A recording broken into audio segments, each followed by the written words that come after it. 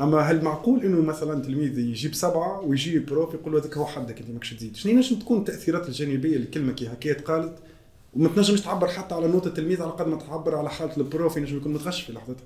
الوقت باش تقتل الكميه. دونك لو فات انك تقلل من الكميه وتكثر من الكاليتي.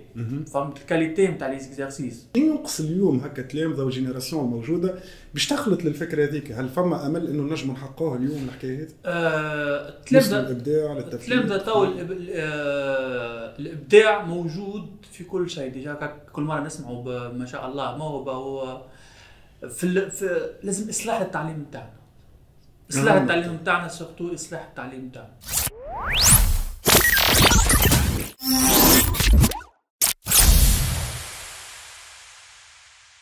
عسلامة ومرحبا بكم في الحلقة الأولى من البودكاست. اليوم معايا الضيف متاعنا، كنت عرفنا بروحك. Monsieur Nasser, donc prof maths pour 3e année scientifique, maths ou sciences. Donc عندي تو بريسك 5 سنين في مات يونيفرس. دونك تعديت نورمالمون بجينيراسيون ولا مازال؟ تعديت بجينيراسيون فوالا. دونك جينيراسيون كاملة تعديتها معايا في مات يونيفرس. دونك هذا بروفكم سي ناصر، راكم تعرفتوا عليه. انا نعرفكم بروحي بالحسن بروف فلسفه، نخدم زاده في منصه مات يونيفرس. كنت مرافقكم عامناه والسنه زاده كيف باش نكون متواجد معاكم. كيف تسمعوني زاده في الحصص نتاع الكوتشينغ باش نكون موجوده معاكم. دونك سي ناصر تحب تقول حاجه للتلامذه؟ دونك ان شاء الله يستفادوا شويه من الملاحظات اللي باش نحكيو فيهم ان شاء الله تباعا مع بعضنا بالحسن. مالا ركزوا معنا مليح وان شاء الله الناس الكل موافقين. نبداو بالسؤال الاول سي ناصر. أيوة. برشا تلامذه سالوني برشا اسئله من الاسئله اللي جاتنا من عند التلامذه. المات هل هو معناه حفظ ولا نفهم هكا هو؟ المات حفظ. ثم حفظ اما حفظ ليميتي. فهمت؟ بيان سور المات عمره ما كان اعطيني التيوريم الفلانيه دونك كيفاش نقولوا تحفظ التيوريم؟ هو انك تركز في شروط التيوريم، شروطها والخلاصه اللي تعطيها. داكور؟ خاطر احنا كي نعطوا ولا نحطوا اكزرسيس ولا بروبليم في المات، دونك في وسط الاكزرسيس في وسط الكيستيون باش يستعمل تيوريم هكا، مش باش يستعملها بالا والبي اللي تعطات في الكتاب ولا اللي نعطيه احنا في التابلو. دونك باش نبدلوا الا والبي هذوكم باعداد. دونك التلميذ لازم يعرف شنو يختار هاك الاعداد هذاك وشنو يختار نقولوا احنا العباره ولا الفونكسيون دو تيل سورت نجم تعطيه الريزلتا اللي مطلوب منها الكيستيون. فهمتك. لو كان نحب نكونوا عمليين اكثر ونسالوا قبل مثلا سي ناصر كي كان تلميذ كيفاش كانت الطريقه نتاع الريفيزيون نتاعو وكيفاش كان يتعامل مع المات معناها؟ بي انا كيما تلامذه الكل دونك نعمل برشا على الخدمه انديفيدويل. انديفيدويل خاطر لازمك سيريات مين باش تاخذهم. احنا قبل كنا نخدموا برشا على لي باراسكولير. الحقيقه انا خدمت برشا باللي باراسكولير، ما خدمتش برشا مع البروف نتاع الكلاس. خاطر البروف نتاع الكلاس كيما البروفيت بريسنا تو الكل نعطيو كور تك كل شيء وما نركزوش في معناها نعطيو الكور ما نركزوش في لي زابليكاسيون. احنا لي زابليكاسيون قبل كنا نلقاهم في لي باراسكولير، وكنا بيان سور عندنا الناس الكل عندنا ليتود نتاعنا اللي هما زاده يخليونا نتعمقوا اكثر ونمشيو للبروفوندور نتاع الكور اكثر واكثر. فهمت؟ خاطر ديما البروف نتاع الكور يعطي التيوريم تقعد لابليكاسيون سطحيه. فهمت؟ وين نمشيو للعمق نتاع التيوريم وعمق لي زابليكاسيون والخبايا نتاع كل تيوريم نلقاهم جينيرالمون في لي سيري وفي لي باراسكولير. فهمتك.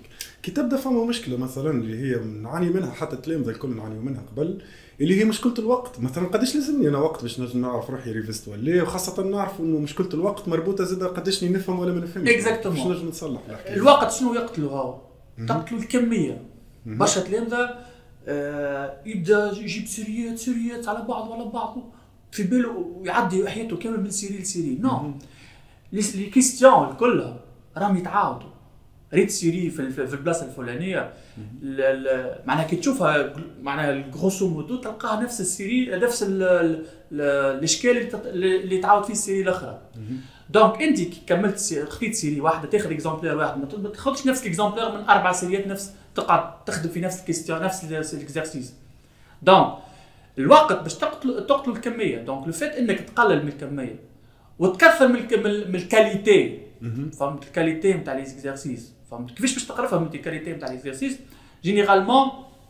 دونك تلقاهم في لي كاليتي نتاع لي سيري وكل شيء. دونك معناها يظهروا لك من ابارتير من لي كيستيون اللي قاعدين يتعاودوا جينيرالمون. لي كيستيون هكا وهكا وهكا ما تقعدش تعاود فيه في نفس السيري. دونك سي بون عرفت كيفاش يجيو ما تقعدش تعاود فيه. دونك دو تيل سورت بعد باش يولي تشوف انت الاكزرسيس كذا كذا كذا ما تقعدش تخدم فيه. فهمت تقعد ثم نقطه هي فيما يخص الكاليتي معناها هذه كيفاش نجم نحافظ على الكاليتي. ومثلا عندي برشا حاجات اخرين لازم نريفيزهم. عندي مثلا فيزيك وعندي مثلا سيونس وعندي تكنيك. تلقى ديما فما اشكال كانوا يقول لك كيفاش نجم نحافظ على الكاليتي ونعمل ممارسه للكاليتي هذيا من غير ما نتاثر معناها ببقيه الدروس الاخرين اللي يصنعوا لي ضغط ساعات. هو تنظيم الوقت اول حاجه. دونك هما انت باغ اكزومبل نحكي ناخذوا ليكزامبل نتاع 3 اني مات ولا 3 اني مات. دونك اغلب الوقت ولا اغلب الوقت لازم تعطيه للمات. فمش حل اخر. فهمت. فما دي ماتير يجيو في مرحله ثانيه المات. بعد لازم تخصص الوقت للفيزيك السيونس وبعد الاخرين. دونك باش يكون لازم تخصص لهم وقت مش كيما الماتيريات الاخرين. سي نورمال. انت تقرا 3 اني سيونس عندك السيونس المات والفيزيك اون باراليل والباقي يجيو في مرحله ثانيه. فهمت. ما تقعدش تضيع لي وقتك في تحفظ لي في درس تاريخ باش درس تاريخ ودرس جغرافيا وتضيع المات وتضيع الفيزيك وكل شيء. فهمت. خاطر المات والفيزيك حاجتك بيه في الباك حاجتك بيه في فهمت. هيك علاش برشا تلامذه الوقت الكل يعديه في حاجات في التاريخ وهيك الحكايات الكل ويسيب المات والفيزيك.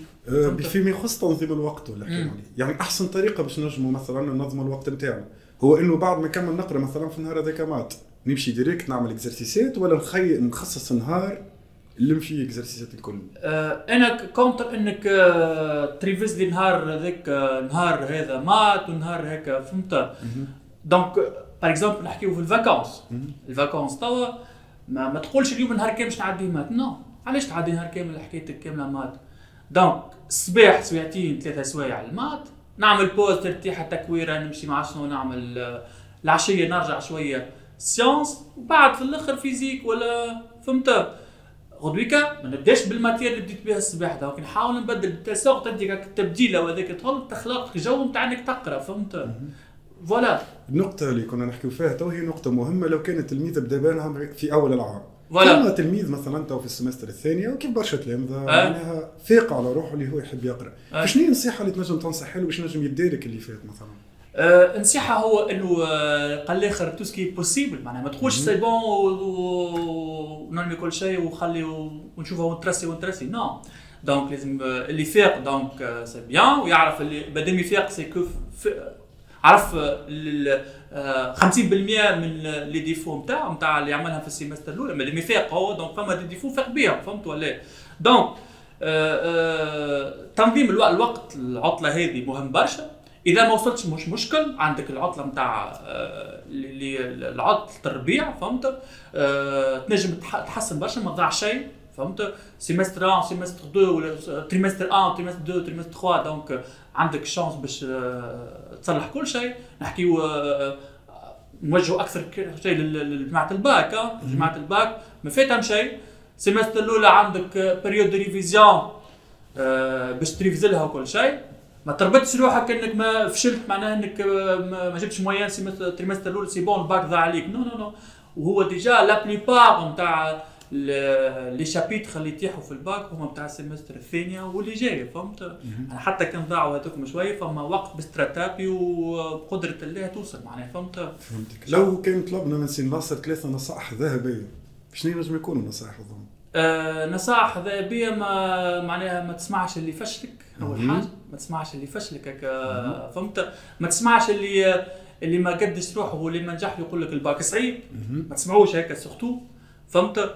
واخدم واعمل بلان خاص بيك. ما تنقلش على واحد اخر. ما تقولش هوا كذاك يريفز فيزيك حتى ناس اخرين. نو ابني شخصيتك وحدك وريفز وحدك وبقدره الله ما فما كان الخير ان شاء الله. يعطيك الصحة سي ناصر في النقاط هذوما المهمين على الآخر. ميرسي بوكو عايش. مثلا فما نقطة معينة اللي هي من نقاط حتى في حياتنا العادية نعيشوا فيها واللي هي نواجهوا فيها شوية مشاكل ساعات. نحب مثلا نفهم المات، أنا عندي غرام ونحب نفهم المات. هل نجم نقولوا الغرام وحده يكفي باش تنجم تفهم المات مثلا؟ لا دوك الحب وحده ما يكفيش؟ الحب وحده ما يكفيش في المات. أعطينا نصيحة. الحب وحده الغرام وحده ساعات تشيخ على حاجة ما انت ماكش محضر لها شيء، ما عندكش سلاح تعطيك.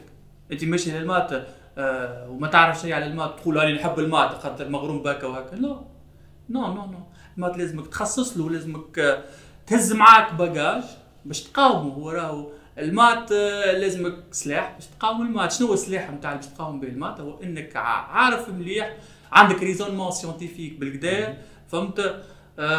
فوالا كل الغرام وحده انا نشوف ما يكفيش. الغرام وحده وانك عندك حاجه مغروم بها بالحكايه هذيك لازمك تحضر لها وتهز معها باش تنجم مع الغرام. يعني نفهم من كلامك اللي مثلا واحد عنده شجره مغروم بها على الاخر يحبها برشا اما النهار سقاوته ولات لها بها. صحيح اكزاكتومون. يعني النتيجه تنجم تكون بالطبيعه نظريا محلاها فعليا ما فما شيء. انت عندك غرام مربي قطوس وما توكلوش وكل شيء. الغرام ضاع مع القطوس. فوالا ما عرفتش نقول هو ديجا التمعميق نتاعو باش تفد انت ديجا. فما نقطه زاده جاتنا في شكل سؤال اللي هي قال لك مثلا انا عندي مشكله كبيره على الاخر نجي نقرا يهزني النوم. هالمشكله هذيا معناها شنو نجم يكون السبب نتاعو هكا لو كان حابين ناخذوا هكايا معناها الفكره هذه ونناقشوا فيها شويه. شنو نجم يكون المشكل نتاع عبد يجي يقرا يجي النوم؟ عبد يقرا يجي النوم دونك ابار كونديسيون تاع التعب هذيك ما نتصورش اللي هي طبيعيه نورمالمون. هو حسب السياق. ثاني حاجه نتصور انا انه عنده مشاكل في الماده هيك ما دام يوصل يحط الماتير وجاه النوم سكو فما مشاكل مع الماتير هيك وهو ما يحبش يعمل عليها سيغ يستقطع. انت عندك حاجه باش تقرا لها وفاهمها بالكدا ما نتصورش كان باش يجي النوم وانت قاعد تخدم. وقتاش يجي النوم كي نتعبوا سي بون فهمت ولا وصلت البيوت تاع اللي انا دخلت بيه على اساس جبت الكراس نتاعي باش نقرا. مي لو فات اني مازلت ما عملت شيء وجاني النوم سيغ سارتان فما مشكله في انك فما تلميذ مش فاهم مليح الماتير والا عنده ديفيكولتي وما يحبش يعلن عليه. فما نقطه معينه نحب رايك فيها معناها. فما المره اللي فاتت هكا ارتيكل قريناه فيما يخص معناها الصحه النفسانيه هكا شويه يقول لك اذا كان الانسان استنس نهار كامل يعديه معناها اكثر من 8 سوايع وهو واقف قدام الاكران ويتفرج معناها في الفيديوهات اوتوماتيكمون يقول لك العقل نتاع العبد يستانس بالكونسوماسيون كالحاضره معناها. اول ما يحاول يترجم الكلام اللي يقرا فيه في مخه لتصاور باش ينجم يفهم به يبدا يجيه النوم خاطر المخ قاعد يبذل في جهد ما بذلهوش عنده برشا. فالعاده هذيك كيفاش نجموا نتخلصوا منها ونرجعوا الفاعليه نتاع العقل نتاعنا؟ وسي بالحسن دوك المشكله هذه ما كانتش قبل. صحيح ما كانتش قبل الحقيقه. انا قبل قرينا وقريت التلامذه يوصلوا وحدهم يلقاو الحلول. توا تحط انا بحكم قاري شويه في اليونيفرسيتي لي ستوديون يستنى في الكوريكسيون ما يعمل حتى ايفور ما يخدمش مخه داكور يقعد مبابليك مركز معاك يستنى في وقتاش تكتب كوريكسيون دو ليكزارسيس. اش خدمت؟ ما خدمت شيء. نرى ان المشكله لي جو وهالانستغرام وهالتيك توك عندهم دخل كبير في انه العقل نتاعنا الكاليتي نتاعو تيح. نتذكر قبل معناها ناس قبل يحكيوا يقول لك كنا كي نحبوا نلعبوا لعبه نصنعوا نحن اللعبه ونخترعوا نحن اللعبه وكان يبدع اصلا في اللحظه ذيك لانه الديتايات اللي قاعد يعمل فيهم تاع عالم اما ما يبانوش بروحه. يعني كان يصنع روتينات وحده يصنع كره بطريقته الخاصه وكان يشيخ على الحاجه اللي يعملها وهذا اللي يخلي العقل نتاعنا اليوم في شكل ابداعي. شنو ينقص اليوم هكا تلامذه وجينيراسيون موجوده باش تخلط للفكره هذيك؟ هل فما امل انه نجموا نحققوها اليوم الحكايه هذه؟ التلامذه الابداع للتفكير. التلامذه تو الابداع موجود في كل شيء ديجا كل مره نسمعوا ما شاء الله موهبه هو في لازم اصلاح التعليم نتاعنا. اصلاح التعليم نتاعنا سورتو اصلاح التعليم نتاعنا خاطر نظري برشا دو تيل سورت ما يخليش التلميذ يبدع في الحاجات هذوك داكور. نورمالمون فما سيمين دانتيغراسيون اول العام ولا بعد سيمين دانتيغراسيون ولا اي حاجه تصير ولا فما ماتيير دونك نخصوها نبعدوا تلامذتنا على الحاجات النظريه هالاكس وهالجريج وهالهكا وهكا وهكا وهكا، ونخليه التلميذ يمشي يعمل كما قلت انت، يعمل دي جي وحده، يعمل دي بروجرام، يعمل حاجات كل شيء. فهمت؟ هو اللي صاير تو طبيعه على الاخر، خاطر لي انا بشر شباب وهذه حاجه عاديه. في النقطه اللي انت كنت تحكي فيها تو نحب نضيف حاجه معينه. مهم انه التعليم العمومي يتصلح، المهم انه العباد تفهم كيفاش تخمم زاد. في نقطه معينه كيف ما قلنا انه العقل نتاعنا يتعب، صحيح نحن ما نعرفوش الاسباب، لكن هو عنده الاسباب الداخليه اللي تخلي العقل يتعب. في اول نقطه اذا كان كيف ما قلنا سنسنا انه عينينا اللي هي اكثر حاسه تخدم عند البشر، يعني نحن الناس الكل نعملوا على عينينا باش نعرف الصحيح من الغلط. اذا كان العينين اللي تعرف الصحيح والغلط واللي تبعث الاوردر معناها للمخ، قاعدين نعطيوها في كونسوماسيون تاع فيديوهات مش قاعده تعلم فينا، مش تزيد فينا. غدوه اول ما تحل باش تقرا جملتين اثنين ثلاثه عادي باش تبدا تتثاوب، لانه مخك قاعد يبذل في جهد اقوى من الطاقه اللي استنسلوا بها. فدونك العباره فهمت كيفاش حاجه صعيبه على الاخر. فما حاجه زاد نحبوا ننصحوا بها اللي هي كانت قبل موجوده، اللي هي المطالعه. المطالعه تنشط الدماغ، وفما نحب نحكي على 3 نقاط في البوان هذه. الناس الكل نعرفوا اللي فما ذكاء سمعي، فما ذكاء بصري، وفما ذكاء لفظي، وفما ذكاء العاطفي، وفما الذكاء الاجتماعي، وهذوما الكل اللي يخلينا نحسوا ساعات اختلاف شخص عن شخص. يعني هنا كيفاش نجموا نخرجوا تلميذ من مجرد مستهلك معناها للتلميذ مبدع؟ كيفاش نجم اليوم نراو تلميذ مبدع مثلا؟ بما انه هكا نقولوا اجيال هكا، شنو تنصحهم باش ينجم التلميذ يكون مبدع؟ كيفاش ينجم يتخلص من آفة اسمها تليفون، ومن كيفاش ينجم يستخدم التليفون كسلاح للعلم؟ سلاح للتلميذ كما ديما نرجعوا للانتوراج وين قاعد التلميذ يقرا. راهو كي تقول لي باش يبدع ولا بالوعد، راهو البلاد اللي موجود فيها عندها دخل. أنا نفهم من كلامك اللي انت مع ديستوفسكي وقت اللي قال غادر البيئه التي جعلتك مريضا. اكزاكتومون. انت تو تلميذ في التعليم العمومي في مدارسنا ولا في معاهدنا وكل شيء، اسكو هذيك بلاصه باش يلقى باش تعمل فيها الابداع؟ اسكو الدوله وفرت له حتى باش يعمل ابداع؟ والله حتى في النقطه هذه لو كان باش نبعدوا على الهياكل شوي ونمشيو حتى لانواع معينه، مثلا يقعد البشر بشر، استاذ ولا تلميذ ولا في الاخر انسان على الصفه نتاعو. لكن شنو رايك مثلا كي نلقاو نوع من الاساتذه اللي هو في بلاصه ما يعطي موتيفاسيون للتلميذ يزيد يأزمه اكثر؟ يعني تصور تلميذ مثلا يقرا يقرا يقرا يقرا، ونقولوا مثالش هي النوت ما تعبرش على العقل البشري، النوت جوست على لحظه معينه في وقت معين في فكره معينه خذ عليها نوت معين زاد. اما هل معقول انه مثلا تلميذ يجيب 7 ويجي بروف يقول له هذاك هو حدك انت ماكش تزيد؟ شنو نجم تكون التاثيرات الجانبيه لكلمه كي هكا قالت وما تنجمش تعبر حتى على نوت التلميذ على قد ما تعبر على حاله البروف ينجم يكون متغش في لحظتها؟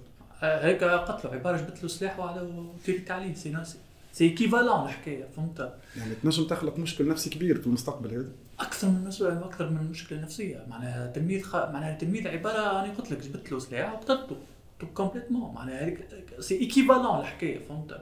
انت تلميذ جاب 7 ولا 8 ولا 9 ولا 10 ولا جاب 4 ولا جاب 3 ولا جاب 2 ولا سبحان الله، اسالوا ادخلوا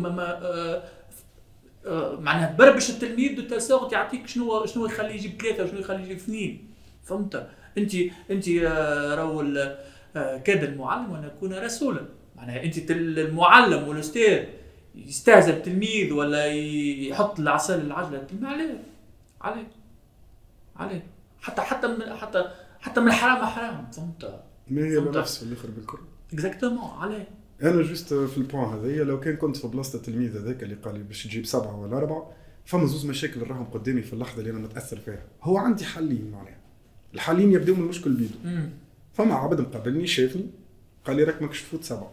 في المقابل فما اكثر من 23 ساعه و30 دقيقه عايشهم وحدي. هل معقول في النص ساعه ذيك اللي تتقال فيها الجمله ذيك انا كتلميذ نبدل على خاطرها 23 ساعه قعدت و36 دقيقه؟ يعني لو كان انا عندي 23 ساعه و30 دقيقه حضرت فيها نص ساعه خايبه، فهل بالحق النص ساعه اللي ما عندها حتى علاقه بي، لا تعرف عليه كيفاش نعيش، لا تعرف كيفاش نقول، لا تعرف عليها حتى شيء، يعني تنجم تعبر بالطريقه ذي؟ نحب نقول لك معناها العمر اللي وصلت له انت ولو انه مجرد رقم زاد ما لازمش يكون يعبر على عقلك، لانه نحن ساعات اللي نعطيه المعنى للاعمار بتاعنا.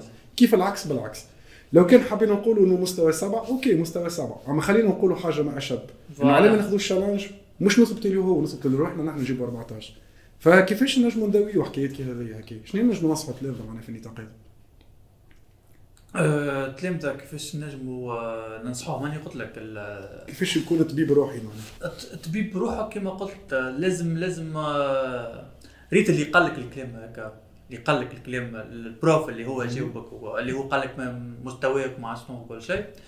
دونك الخدمه تحاول تركز اكثر في الخدمه بتاعك، ومادام يوصل هو قال الكلام هكا وكل شيء، مادام يوصل قال الكلام هكا وكل شيء، انت الدفوار الجاي باش تاخذ تشالنج بينك وبين روحك، تروح سي بون هو قال مش يتصلح.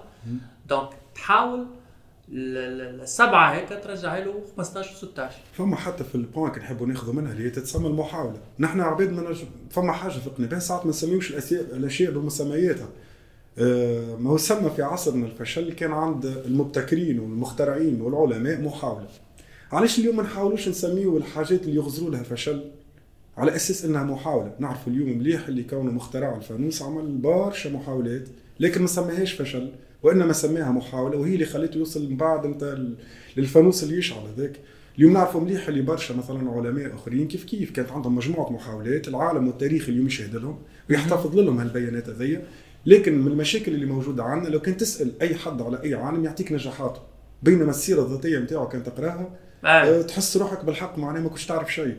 فما نقطه معينه نحب نقولها اللي هكاك معناها قدر العلماء والمخترعين والمفكرين انه يبداوا بنظره فشل من المجتمع محاوله من عنده هو، لانه حياتك انت معناها هي تقعد ديما تبعتك انت، وانت اللي تحب تقدمها وانت اللي تحب تلونها.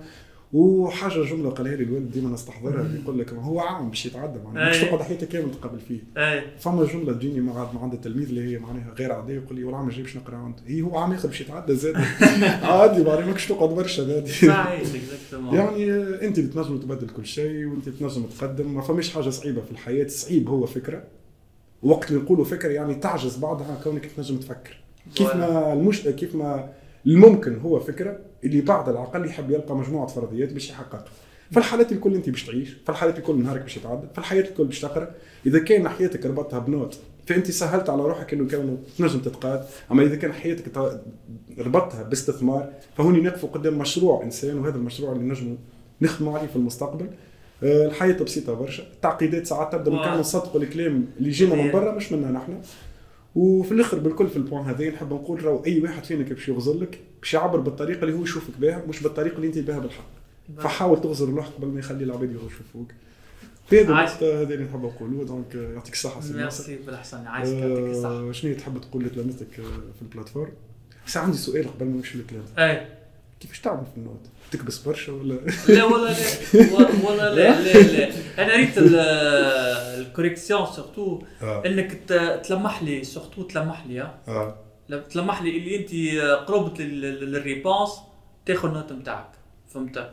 و سورتو زاد انك قاعد تابليكي في التيوريم الصحيحه ولا وكهو بالضبط. لما تسال ناصر فوالا وانت ما تسكتوش، لمحوش يمكم في البيت، لمح بركه مش لازم توصل ما اكثرش من هكا، امل له محاولات. يعطيك الصحه سي ناصر. بالحسن. شكرا لك يا عاشق.